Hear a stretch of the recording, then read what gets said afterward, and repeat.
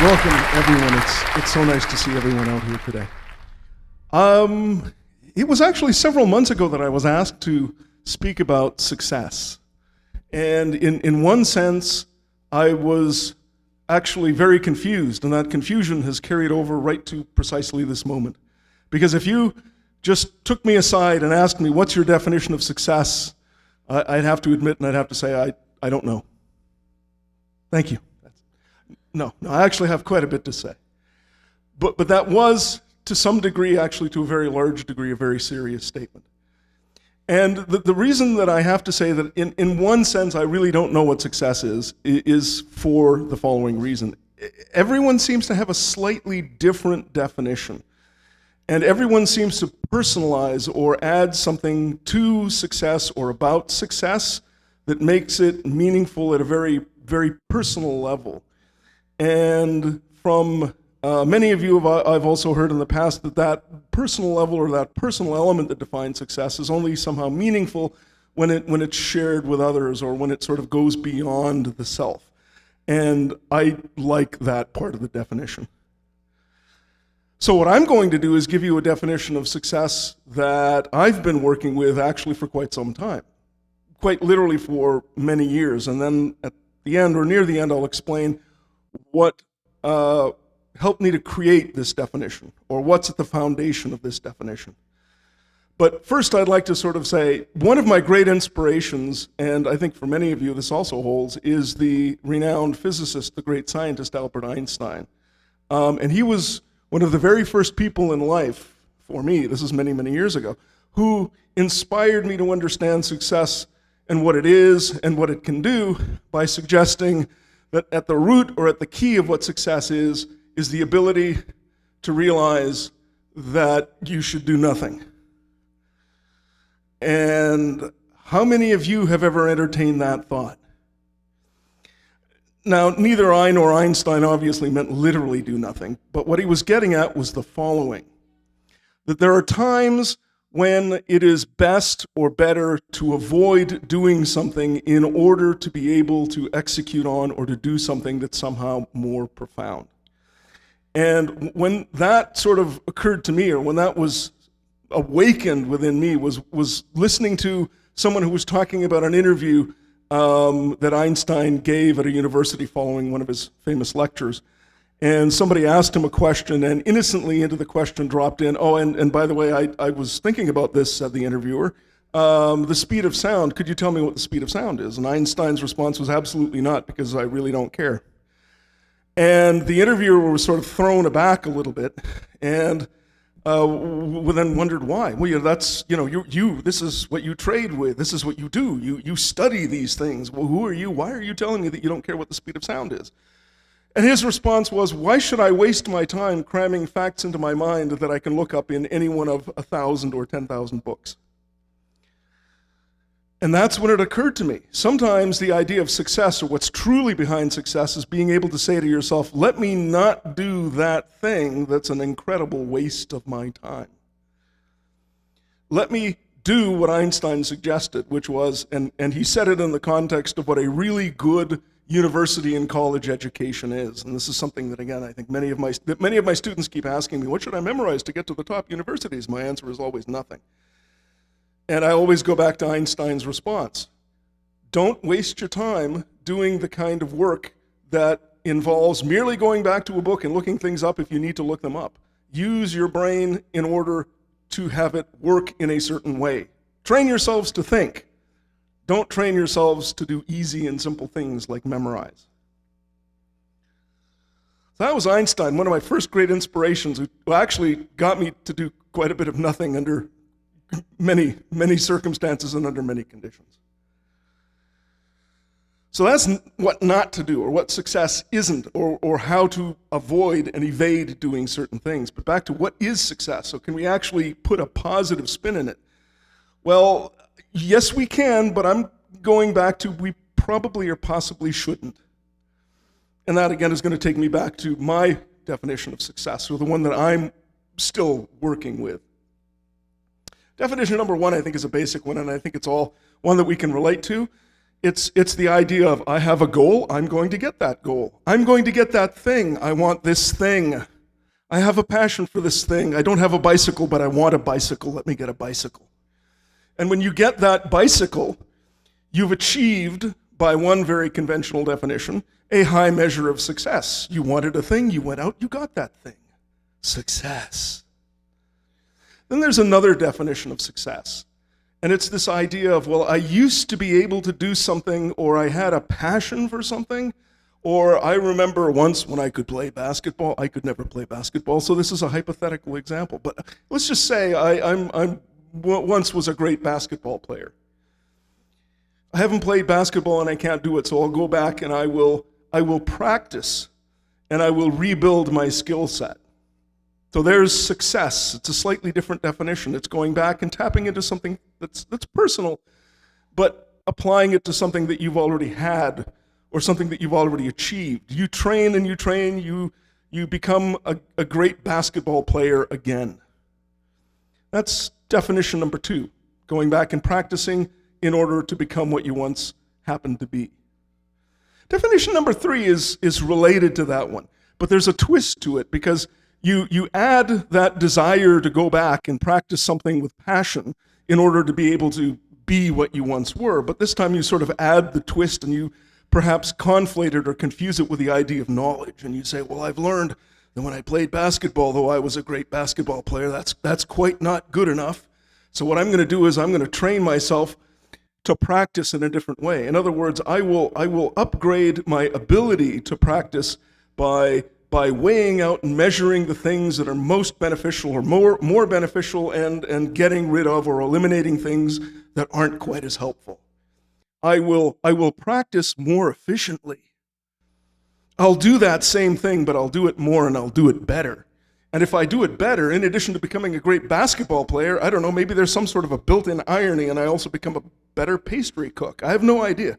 But maybe that skill, when I do it or apply it or study it or learn it in a different way, enables some other skill to somehow materialize. That's definition number 3. By the way, I don't think any of these are bad. I think at some point in each of our lives, we will all go through measuring success by one of those standards. And is there anything wrong with that? Absolutely not. And in fact, I think in some cases, in many cases actually, any one or all those 3 definitions, maybe in combination, will certainly enhance our lives, make life better, make the world, make our community better. So no problem, there's no definition that I've suggested that is in any way, ooh, let's avoid that. No, I don't want things anymore. I'm going to go out and live in the forest. I don't want things anymore. I don't think we should quite go to that extreme. So don't get me wrong, that's not what I'm aiming at. But now let me go back to the definition that I sort of started with. And it's based on this idea of not doing something, or as opposed to thinking of success in a this is a thing that I pursue kind of way, think of, well, what do I not do instead? Or what do I avoid? And this is actually inspired many, many years ago, and actually the memory was tripped a few months ago when somebody mentioned, there are people, I think some of my students know that I really love old movies, because many of them are actually great works of art. And in some cases I use either film clips to illustrate certain points when I'm teaching about literary devices, for example. Some of you have been subjected to this. We'll take a look at a movie scene and we'll try to explain how the literary qualities emerge in whatever. So it was about 3 months ago that somebody said, hey, you know, The Treasure of the Sierra Madre, this classic old Humphrey Bogart movie, is having its 75th revival or whatever, and there's a new print, or there was a new print, and it was playing downtown and I missed it. And then I went, oh geez, I didn't succeed in going to watch the film that I wanted to see so badly. But anyway, I can always download it. But it was years ago when I saw the film for the second time, this is about 25 years ago, that something really went on as I was watching the movie. And if you've ever heard of the movie, or if you've ever seen the movie, let me just actually backtrack for 1 second and say, most people think it's about a bunch of guys going out to dig for gold. And if you ever get that plot synopsis out of someone, if they're talking about The Treasure of the Sierra Madre, put in the back of your mind the idea that that person may not be entirely successful. And that person may not be entirely successful because he or she has probably missed the whole point of the movie. Sure, you've got 3 guys who decide that they're going to go out and they're going to dig for gold and they're going to get fantastically rich. And you can see the movie only from that point of view and from that vantage point. But here's what's really going on in the movie. Some people who are a little bit more, insightful will say, well, really it's a study about the characters and what they do to get the gold. And I go, well, that's maybe, if you remember my definition 2, closer to definition 2 than definition 1, but it's clearly still not dealing with definition 4, which is avoid doing something.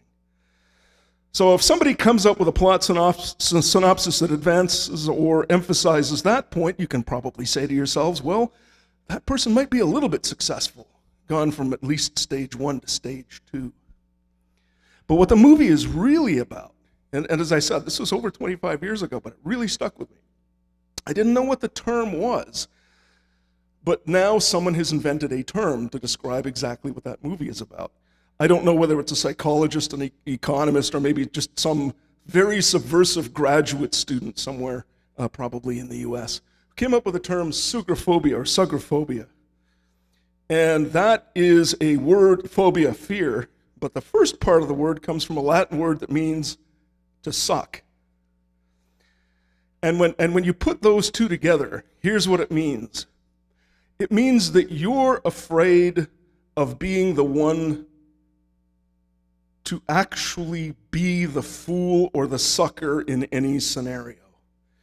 That you're the person looking around you constantly saying, that guy's out to get me because I'm doing everything right. I'm somehow virtuous, or I'm somehow more intelligent.